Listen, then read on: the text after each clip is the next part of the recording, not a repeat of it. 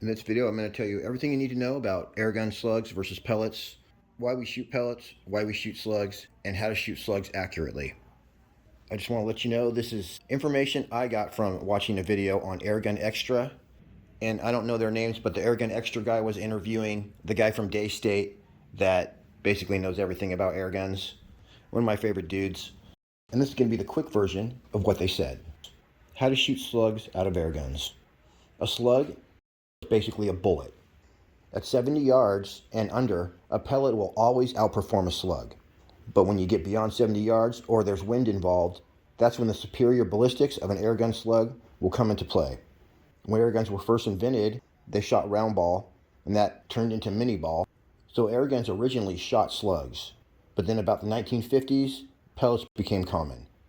And the reason that pellets superseded slugs was due to the limited energy of airguns. 30 years ago, 30 foot-pounds used to be a powerful airgun.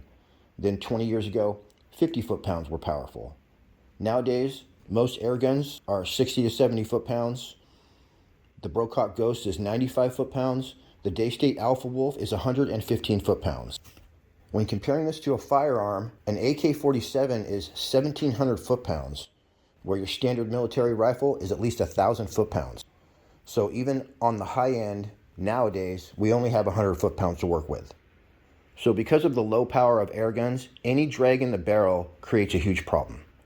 That's why the Diabolo pellet shape works so well, because the shape of it means it barely touches the barrel. It actually has what's called driving bands, so it just touches at the head and the skirt and nothing else. Also, the Diabolo shape is lighter. If you look at a slug, you see you got the whole thing is friction. So an example is that you can shoot slugs with perfect accuracy out of a 12 foot-pound gun, but it's going to come out of the barrel at 9 foot-pounds. It'll have a lobbing trajectory, but it'll group just as well as pellets. The reason people are shooting slugs now is because now we have the air guns that are powerful enough to drive the slugs. As I said before though, under 70 yards, a pellet will always shoot better than a slug, and it'll do it cheaper. Pellets are about half the price of slugs. Now, if you shot a pellet at 70 to 100 foot-pounds, it can become unpredictable. But they said at 70 to 100 foot-pounds, a slug carries half the wind, and I don't know what that means.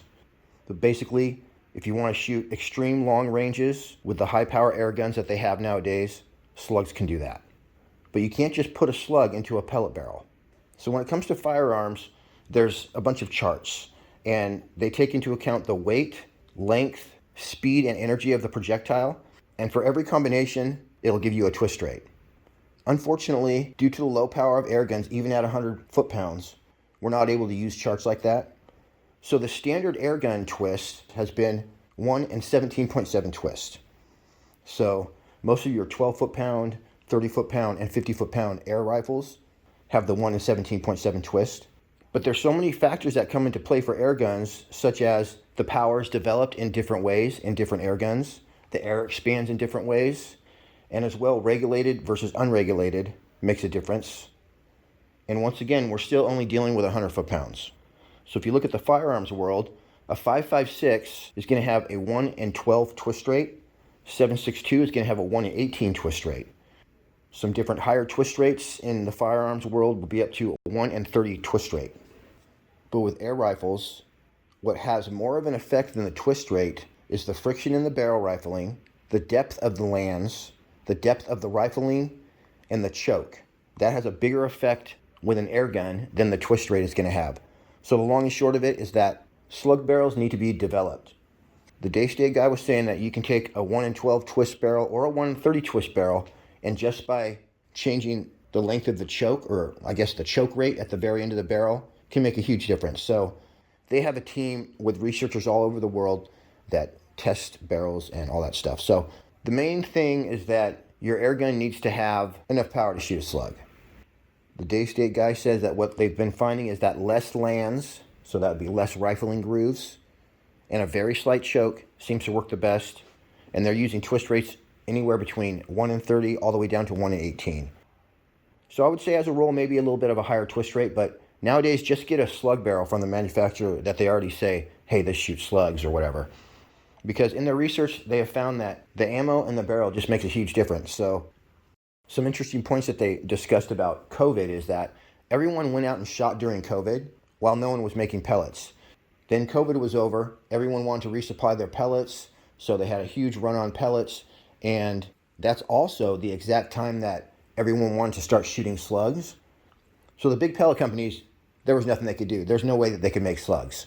At that time, private companies came out, such as Zon and NSA developed very much at that point. And then after a little time went by, the pellet manufacturers were like, oh, wait a second, we're going to lose our market share if we don't start developing some of these. So they tried to catch up, and they did. And apparently JSB came out with some great slugs. H&N, their slugs weren't so good at first, but then they just kept developing them, and now they're very good. And he said that they're just as good as anything. Daystate said that they were pretty sure when JSB came out with their slugs, they would be right on, and they were right. So if you buy Rangemaster Daystate slugs, those are basically JSBs, and they're in 22 and 25 caliber now, coming in 30 caliber too, and they're called the Rangemaster Juggernaut. The Daystate guy said they shoot slugs out of their Alpha Wolf and the Ghost. They said they also like to use Zon slugs. Zon slugs are heavier though. And then here's my personal take on slugs, or just some information that I know. I'm definitely not an expert on shooting slugs. I'm so busy filming these reviews, I can't really take the time to test slugs and all that stuff. So I have picked a few things up though from being around the forums from people who are experts. One guy said, and this is an extreme bench rest winner, he said people get too hung up on speed with slugs. So what he meant is that it doesn't matter if your slug is going 1100 feet per second. Slugs do just great at 900 feet per second or 950. So when you're tuning for slugs, go ahead and try it at a pellet speed, 890, 900 first, see how it shoots.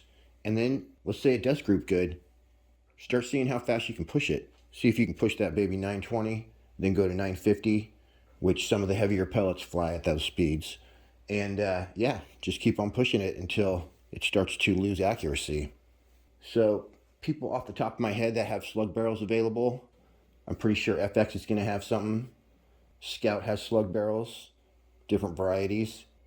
Oh, definitely Airgun, Vulcan, the Vulcan 3, that's a slug gun, I think, or the Airgun 3 is out now. So off the top of my head, those are the ones. Just go on Airgun Nation and say, hey guys, what are some guns that are designed to shoot slugs? And that's pretty much it, you guys. I just thought you'd like to know that information. Once again, thanks to Airgun Extra. There'll be a link in the description. You guys can go over there and subscribe if you want to learn some good stuff. All right, everybody. Till next week, happy shooting. We'll see you on the next one.